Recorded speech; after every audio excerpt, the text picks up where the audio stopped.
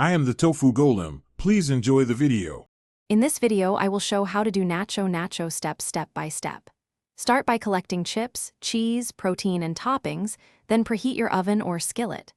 I walk you through layering chips, sprinkling cheese evenly, and adding cooked protein so every bite is balanced.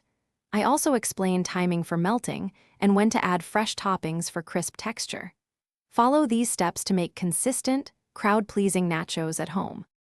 Start by arranging chips in a single, slightly overlapping layer to avoid clumps and allow heat to circulate. Sprinkle a small amount of cheese across the chips to create an adhesive layer, then add half your protein and veggies for balance. Repeat layers for height, finishing with a generous cheese top so everything melts uniformly.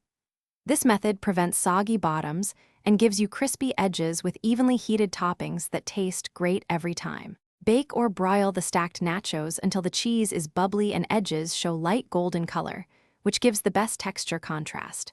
Remove them promptly and scatter fresh toppings like cilantro, diced tomatoes, or jalapenos so those elements stay bright. Drizzle sauces sparingly to avoid sogginess and serve right away to maintain crunch. I share tips on timing and oven racks to help you get restaurant-level nachos without overcooking. Thanks for watching. Consider subscribing if we helped you today.